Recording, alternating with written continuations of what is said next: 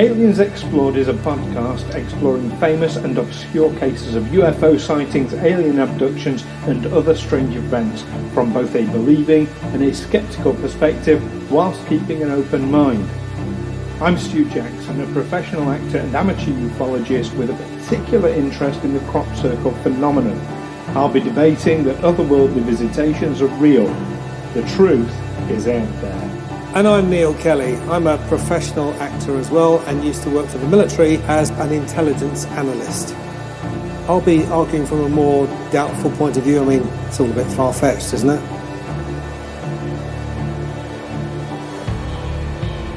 On the 21st of February 2021, American Airlines Flight 2292 heading from Cincinnati to Phoenix over New Mexico encountered an unidentified object described as long and cylindrical at a height of 37,000 feet. This object was not seen on radar. What could it possibly have been? Join myself and Neil here on Aliens Explored as we discuss the New Mexico UFO. Hello listeners and welcome to Aliens Explored, your weekly look at the skies and all the strange and mysterious things that might come out of them. I'm one of your hosts, Neil Kelly. And I'm your other host, Stu Jackson.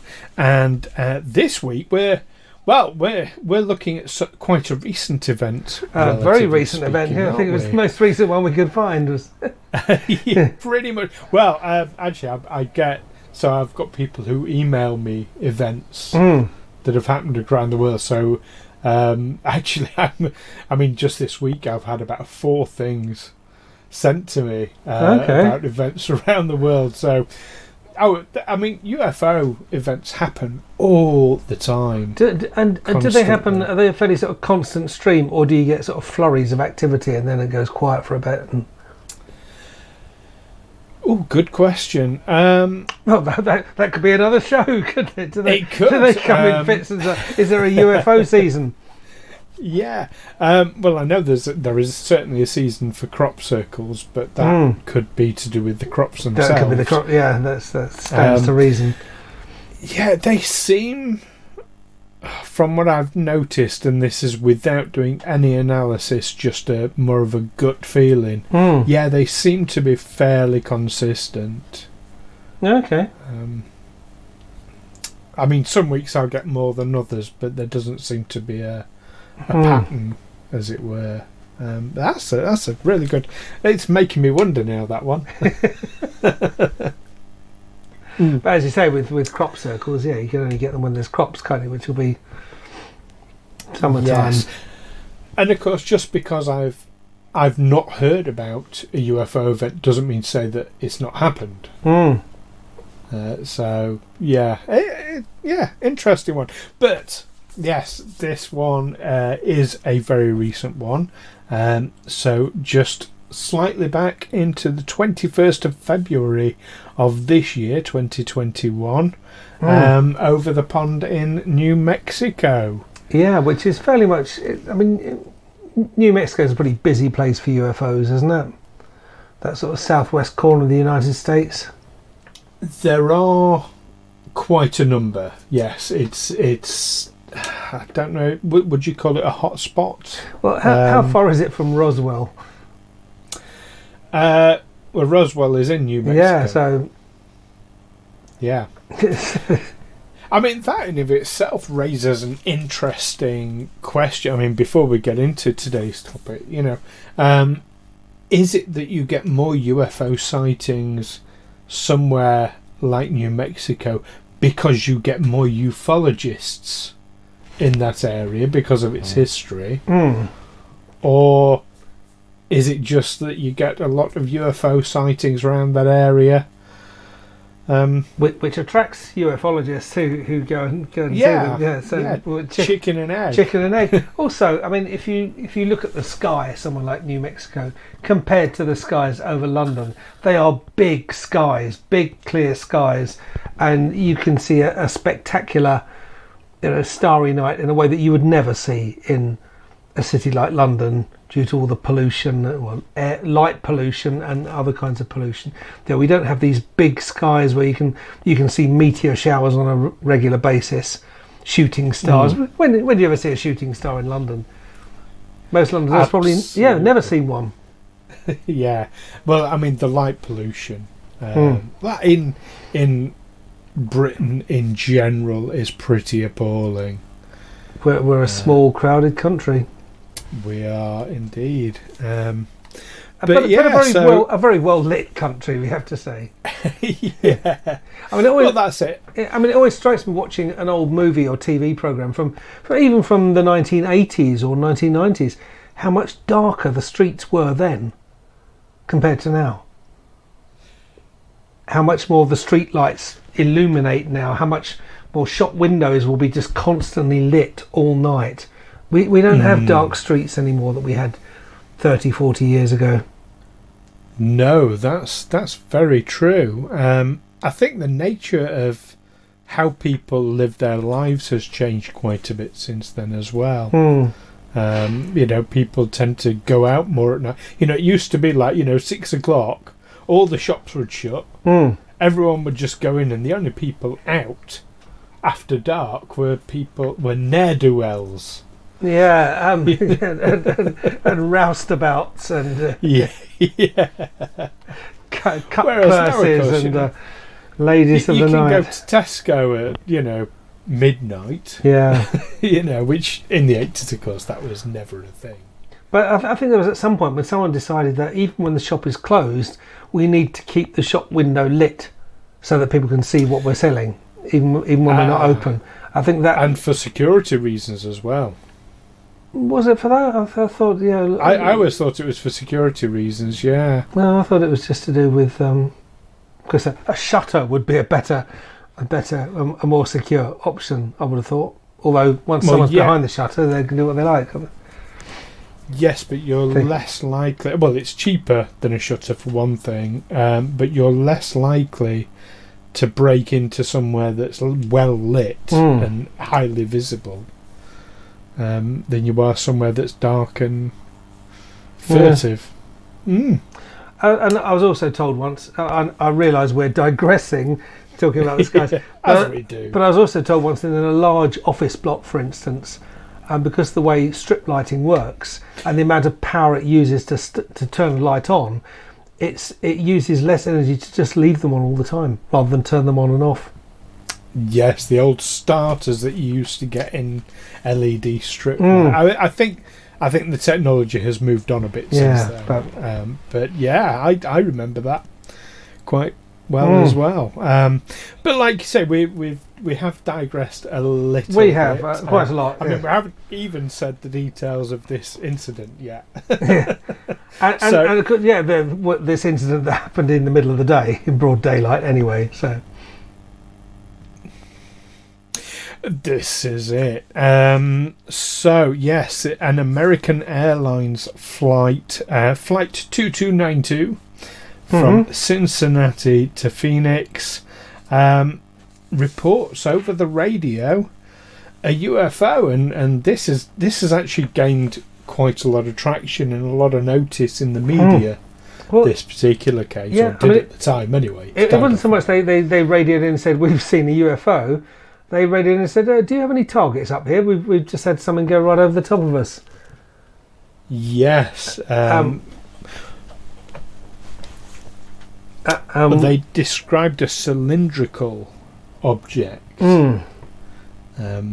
which, I mean, one of them did say a bit like a cruise missile, but I think for various reasons it would be fairly easy to rule out something like that. Well, I think my understanding of a cruise missile is that it's a missile that's programmed to fly low and use the natural cover of the landscape. It will fly sort of over hills and then down the other side, and using natural. It's not flying through open skies. It makes it.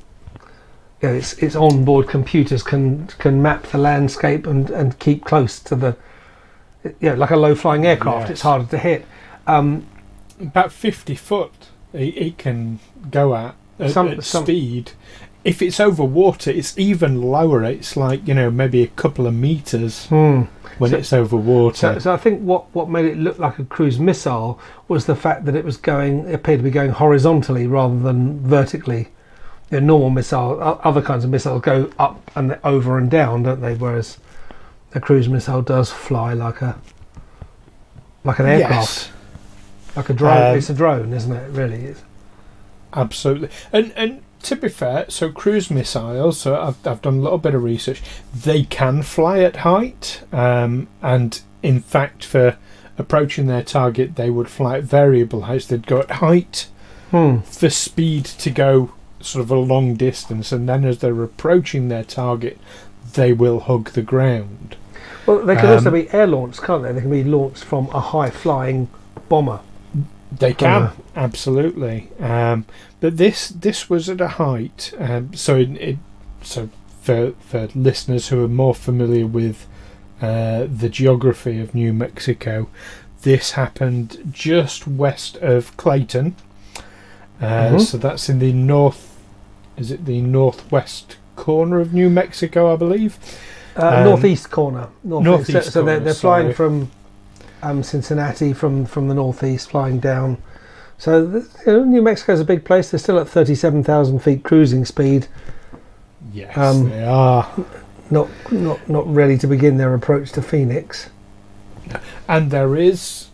So I'm heading off all your various arguments I imagined you putting forward on this one.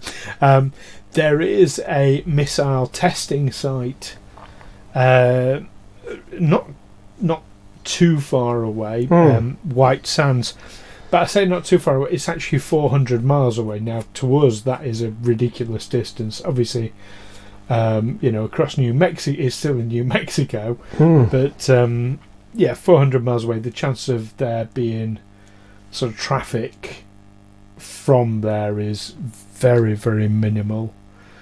I don't know. I mean, if you're testing missiles, they go a long way, don't they? You need a lot of space. So, especially if you're sending a bomber up and it's going to air launch a missile, you need an awful lot of room to do that.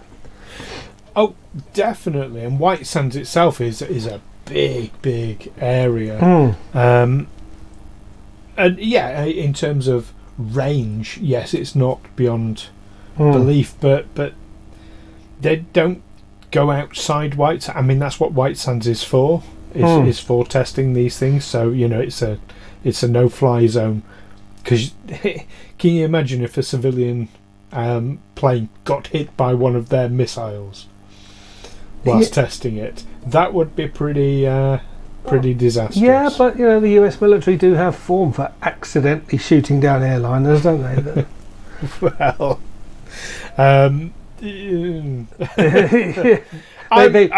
they've done it before, and I know that they wouldn't be launching missiles where they were likely to hit civilian aircraft, but things go wrong, don't they? Especially when you're testing new things.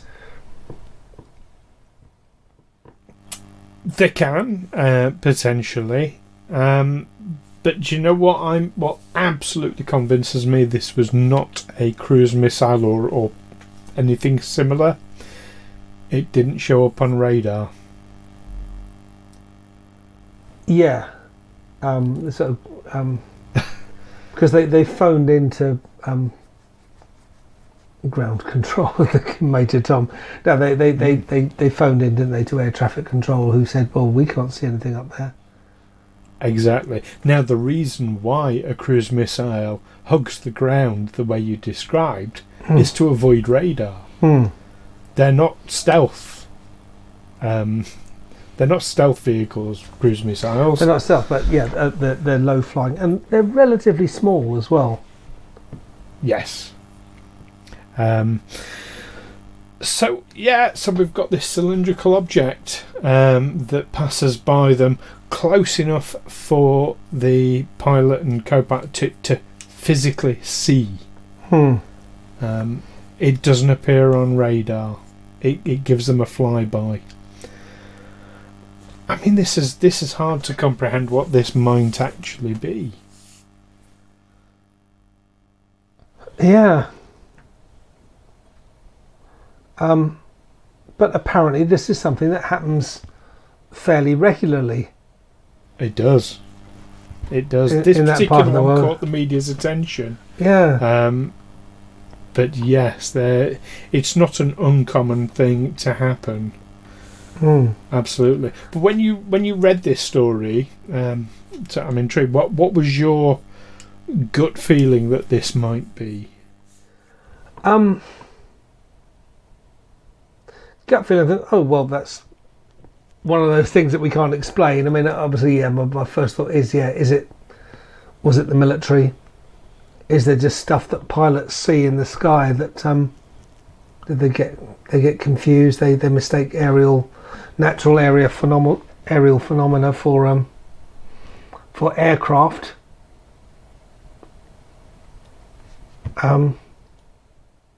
Well, a cylindrical object doing a flyback doesn't sound like an aerial phenomenon to me.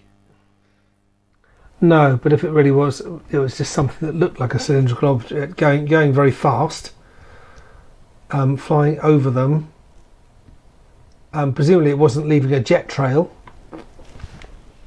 There was no mention of one, but lack of a mention doesn't preclude it. No, but I mean, people have spotted UFOs, and UFOs don't tend to leave jet trails, do they? Or they tend to just whoosh around by some kind of unknown power source that doesn't pollute or leave any trace behind. We certainly don't hear of any jet trails. Well, most jet trails are not exhaust fumes or anything like that, are they? They're actually condensation. They're vapour trails. Yeah, vapour trails, yeah. What a lot of the nutcases in society think are chemtrails. Mm. We might have just lost half our listeners by me saying that, but I don't apologise for it. The idea that the population is being controlled by chemicals and of delivered by planes is ridiculous. Yeah, of course. I mean, the Pentagon stir things up by saying, with all there, we can neither confirm nor deny. We don't comment on that kind of thing or whatever, which just fuels the fires of conspiracy and. It can do. Now, there's an interesting element to this particular case with the FBI, who, when asked about this, did come out and say, "Oh yeah, well, of course we neither confirm nor deny this sort of thing," but they did confirm that they were investigating it. Sort of almost in an offhand way. Now that says to me that they're taking it quite seriously, that it must be something that they don't know what it is. I mean, for them to do an investigation means they don't have an answer. And there's also something historical that in 2017 the Pentagon acknowledged the existence of sounds rather cheap, a $22 million advanced aerospace threat identification program. That sounds like your air defences, doesn't it? You're gonna, and that sounds like you're doing it on the cheap. But it had investigated reports of what they prefer to call unexplained aerial phenomena. Yes, UAPs. But it only did that from 2007, the dying days of the Clinton administration, till it was shut down the Bush administration. Wasn't it? Yeah, the Bush administration, till it was shut down in 2012 by the Obama administration. The trouble is, you look back historically, there is so much, I won't say evidence, but we'll call it circumstantial evidence of various groups and programs and departments looking into UFOs, protecting the secrets of UFOs.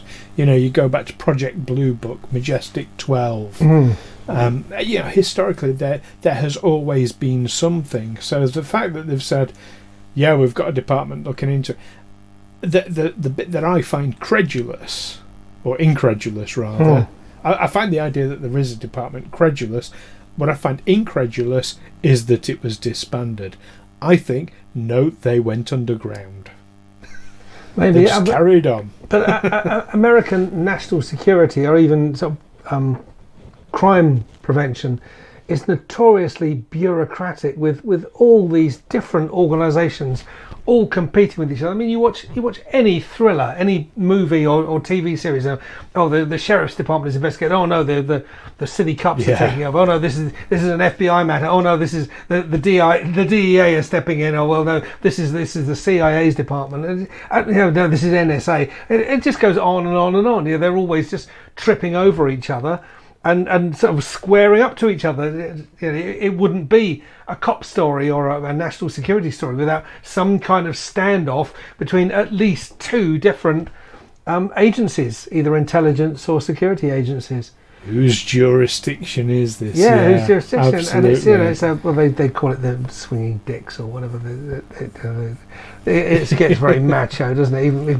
Even women, senior women, will talk about who's got the biggest dick. Yeah. Pissing contest. A pissing contest, yeah. That's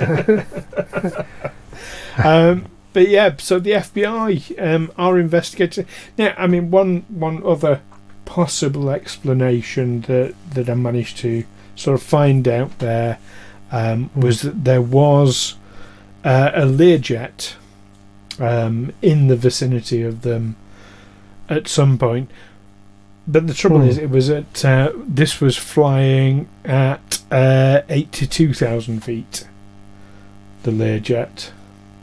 So 5,000 feet. It is very high. But that's really high. That's twice as high as an airline. 80,000 feet. Yeah, 82. Oh, 82,000 feet. Yeah, I didn't think they went that high. Well, it's only 5,000 feet higher than the Airbus. No, the Airbus was at 37,000 feet. 82,000 Sorry, feet. do you know what? I can't read my own handwriting here. 42,000 feet. Yes, I knew it was 5,000 feet higher. Okay, yeah. 42,000 feet. That's me not reading my handwriting. And also not knowing how big a foot is. But that's a man thing. Yes, sorry, my bad. 42,000 feet. So at 5,000 feet away, you're not going to say, oh, look, here's this cylindrical object doing a flyby. I mean, I know Learjets are not small, but, still. Yeah, you wouldn't have mistaken. It's like a speck. Yeah, you wouldn't have. And it would have been on the radar. Yes, it would. Yes, it would. So I think we can rule that one out as well. Unless you're clutching at straws here, someone in air traffic control had screwed up such that two planes almost collided. So when one pilot says, "Is there someone else up here with us?" He's, no, no, nothing on my radar. I'm sure that happens, but. Again, I mean, that particular flight was tracked. Of course, as civilians, we can track all flights globally from our phones now. And we can track them in real time with certain apps. So, yeah, I think it's easy enough to rule out the Learjet. Especially so recently, yeah. Yeah, it must be pretty terrifying for a pilot to have this happen as well. I suppose it depends how close it is, because I mean, if you come within a couple of miles of another aircraft at that sort of speed and altitude, that's regarded as a near miss, isn't it? Yeah. Oh, yeah. Yeah. Because it probably is a few seconds away from a collision. Well, that's it. When you're travelling at travel at like 600 miles an hour. Speed of sound, pretty much. Speeds. Yeah. Yeah, probably not that much then. Maybe 400, 500. But yeah, a couple of seconds, and that you've covered that distance. Yeah. So, but even then, to have something that you can't instantly identify or explain. Yeah, that must. I mean, I can imagine during the Cold War. I mean, I know that we talked in an earlier episode about President Kennedy's concerns that UFOs over the Soviet Union would be mistaken for American aircraft carrying out hostile missions. over the Soviet and could provoke a response, even though he knew there were he'd had UFO reports over the United States and wasn't concerned that they were Soviet. I mean, I suppose America has always regarded it as the technologically superior, that they're far more likely to have something inexplicable in the skies over the Soviet Union than vice versa. But it's well, funnily enough, on that very subject, I had a message earlier from one of our listeners, Ed. He was actually talking about when we were talking about Area 52, and we were talking about space shuttles. And now Ed is very, very knowledgeable about military and sort of quite minutiae of such things. And he said that the space shuttle is indeed a human-piloted glider, which is pretty much what we'd said at the time. But the Soviet copy, Buran, was fully automated and able to re-enter and land on a runway under its own guidance. So where we were talking about large remote space originating gliders, unmanned ones, very possible circa 1989. So actually, coming back to what you were saying there then, actually the Soviets were probably in advance of us at the time. Well, I mean, during the Cold War, the USA and the Soviet Union were leapfrogging each other. I mean, the Americans were very surprised to go to Korea with their turboprop planes, their Corsairs and whatever, and suddenly you start getting shot out of the sky by Russian MiGs, who for a while had air superiority. Yes. So it's happened before.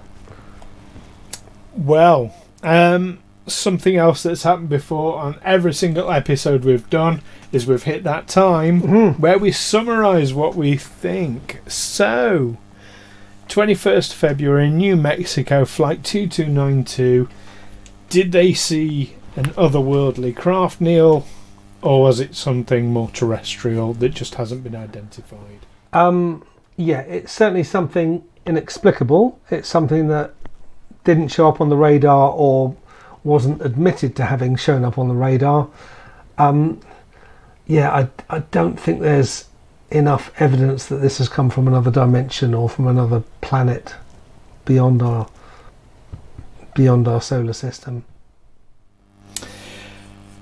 I'd be inclined to agree, were it not for the fact that these two pilots, because let's not forget, it's just not just one person's opinion. There's two of them there. Couldn't readily identify it. Yeah.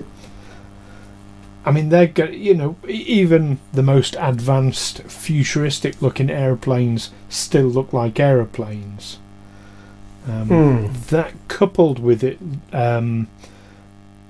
not appearing on radar and it being New Mexico, which, as you rightly say, is a UAP or UFO, if you prefer, hotspot. No, I think they've had a close encounter. I think this is just one that's made it through all the media blackout that the government puts on these things to go into the public domain. I think it happens far more frequently than we're made aware of. But yeah, I think this is and I'm going to start using this phrase UAP because I think it's far more accurate than UFO. But yeah, I think it's a UAP. You're saying exactly the same thing. It is, we're in the military. We're the military. We don't want to say UFO. It sounds a bit. It's not because sci-fi. With a UFO, you're specifying that it is an object that is flying. Now, it could be an object that is falling. It could just be gliding, or it could be. I suppose it could be something made up of gases. It's a unexplained aerial phenomenon that the stationary lights in the sky. Yeah, so UFO is a bit too kind of specific. It's a bit too narrow a definition. UAP is I'll go with that. It's more accurate, I feel. And also, there's so many connotations to UFO. It's come to mean something else. You say UFO to someone, the instant image in their mind is flying saucer. Yeah, with little green men in it. Yeah, exactly. Which is Or no, no, that's grey an man, alien is it? spaceship, which Yes. is again, which is, if we know what it is, that's an identified flying object. Yeah. So UFO has become very problematic. Mm. So UAP. But there we go. What do you think, listeners? Was the close encounter in New Mexico just simply a terrestrial event that happens all the time, or was it something more otherworldly?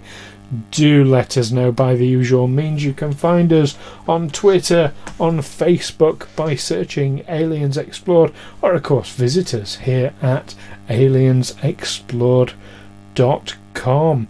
And if you can take the time to leave us a bit of a review wherever you listen to your podcasts, it's much appreciated, and it helps other people to find this podcast as well, and then we can join in a wider debate, which is what we're all about, isn't it, Neil? Absolutely, yeah. Give us the right feedback, and who knows, maybe we might do a whole programme on it. Indeed, You've got your own experience to share. With your permission, of course.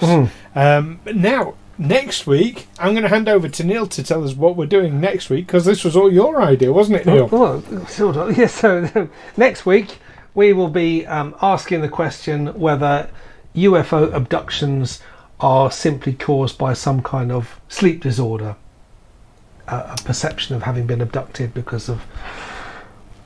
Well, we'll go into that next week.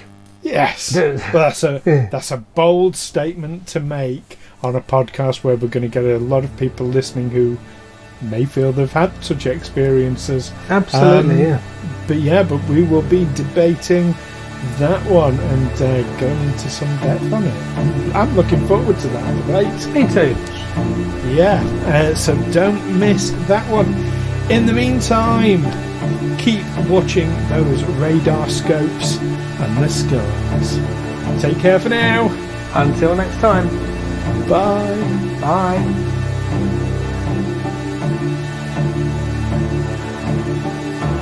Aliens Explored is a Fecal Films production in association with Juicy Falls. Music by Darren Mafucci and editing by Stu Jackson. Find us on Twitter or Facebook by searching Aliens Explored, or visit us on aliensexplored.com.